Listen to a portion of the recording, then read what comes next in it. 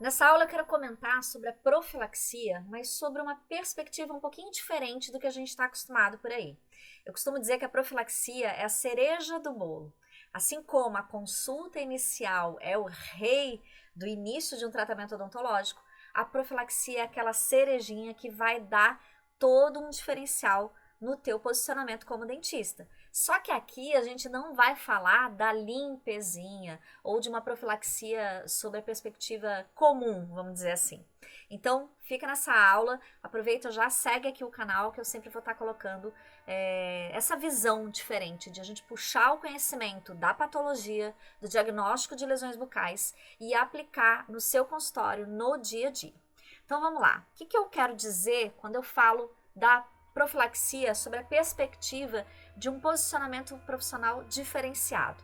Bom, primeiro, a profilaxia é um controle de infecção bucal. A gente tem vários artigos na literatura correlacionando a microbiota bucal com diversas doenças, não só com a cárie, com a gengivite, com a doença periodontal, ou seja, com os processos odontológicos diretamente, mas também com diversos outros tipos de doença, desde o câncer de boca, passando por outros tipos de câncer em várias partes do corpo e também alterações como, por exemplo, o Alzheimer. Então, essas bactérias que estão presentes na boca estão relacionadas a diferentes processos de saúde, de uma forma direta, de uma forma fisiopatológica. Então, essa correlação infecção na boca versus processos inflamatórios decorrentes disso podem e influenciam e muito na saúde geral das pessoas. E isso tem que ser esclarecido e enfatizado para que os pacientes possam ter conhecimento da importância da profilaxia, não só para limpar os dentes, mas também para a saúde geral.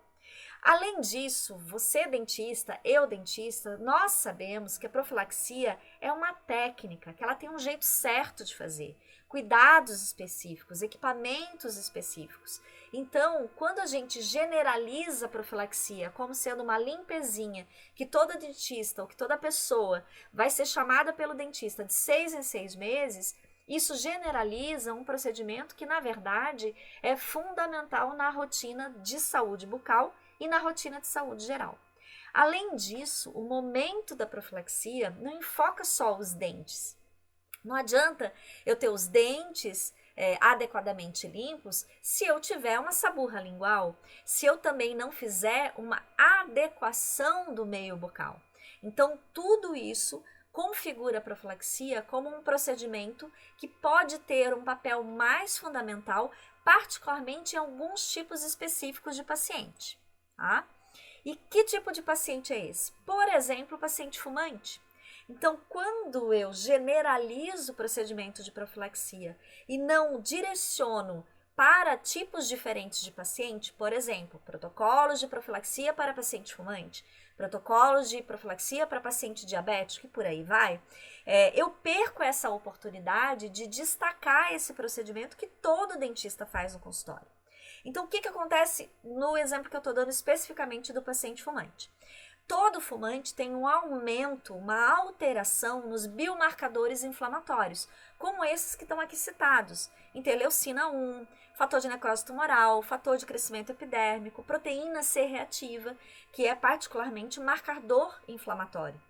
E então, no momento em que o paciente é fumante, e sabidamente tem todos esses mediadores inflamatórios aumentados, ele tem uma série de efeitos adversos dessa inflamação provocada pelo aumento desses mediadores. Ele tem perda óssea, ele tem dificuldade de cicatrização de feridas, ele tem uma facilidade, um aumento no processo de inflamação, e tudo isso pode ser, não digo desaparecer completamente, porque existe o fator cigarro, mas você pode diminuir consideravelmente essa dificuldade específica do fumante com uma rotina de profilaxia com protocolos adequados e direcionados a esse tipo de paciente, tá?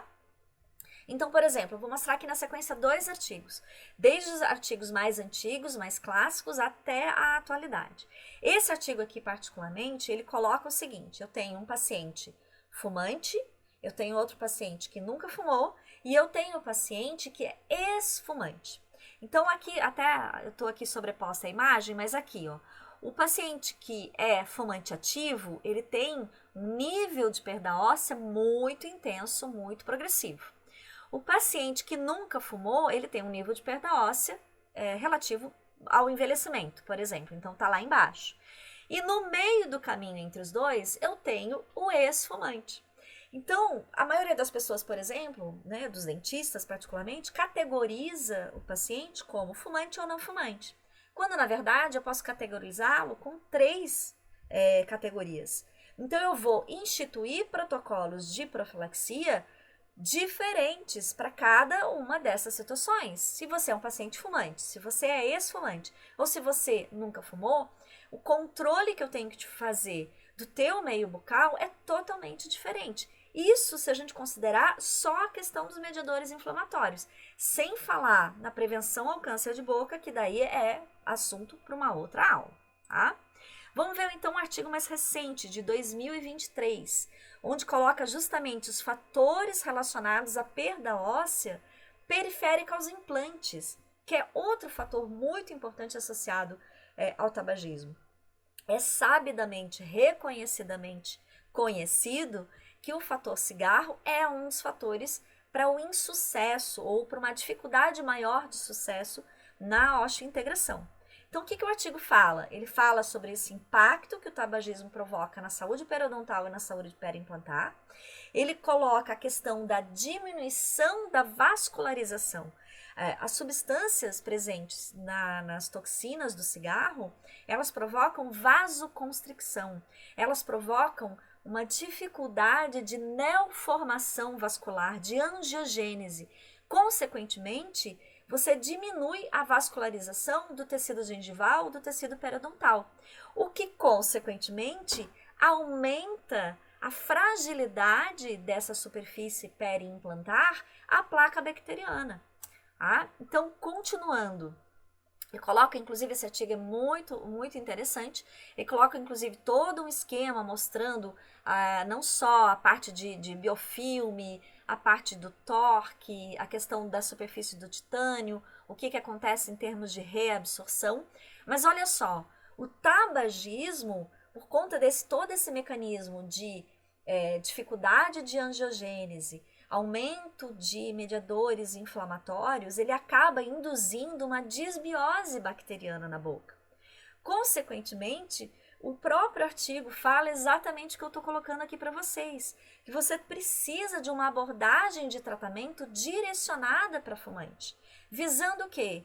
Reduzir, ou pelo menos não dá para tirar totalmente se o paciente não tomar a decisão de parar de fumar, mas reduzir os riscos associados ao tabagismo e melhorar assim o resultado com o procedimento de implante.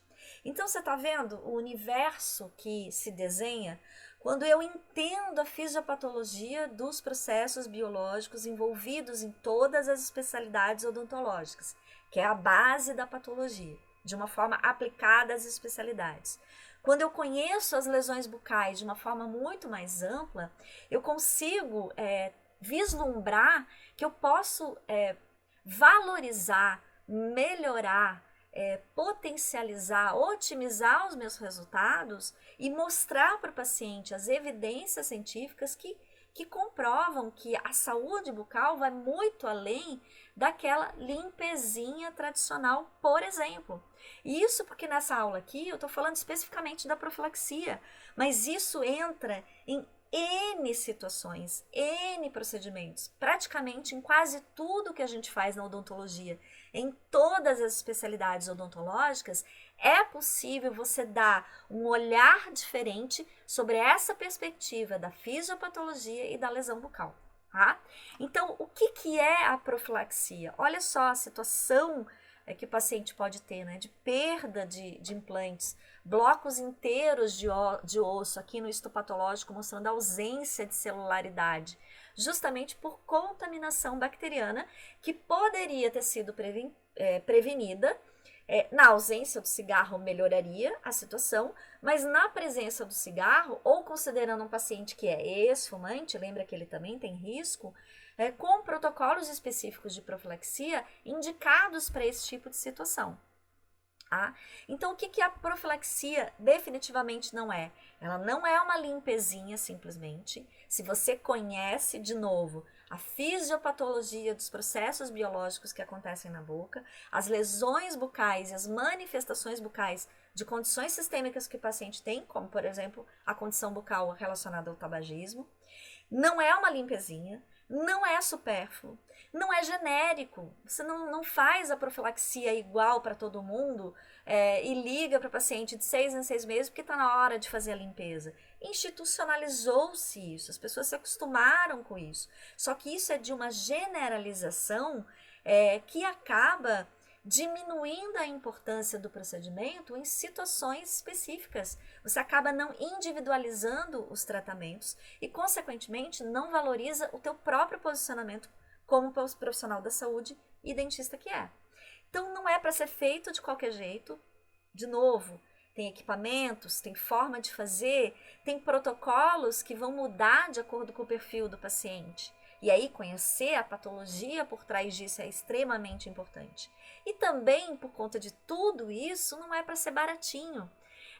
Quando você mostra para o paciente essa perspectiva que eu dei aqui nessa aula sobre a importância do controle das bactérias bucais para N situações de saúde, e eu dei aqui o exemplo especificamente de um perfil de paciente, você consegue mostrar a importância desse procedimento, embasar cientificamente a relevância desses protocolos que você vai institucionalizar de acordo com a tua especialidade, de acordo com o perfil de paciente que você atende, e isso dá justamente essa importância, essa relevância. E pode anotar aqui, depois vocês me contam, nunca mais o teu paciente vai reclamar do preço da tua profilaxia se você mostrar para ele esses diferenciais. Me acompanhe aqui que eu vou estar sempre publicando aulas com essa perspectiva, com esse olhar das lesões bucais e dos processos fisiopatológicos nas especialidades odontológicas. A gente se vê na próxima aula.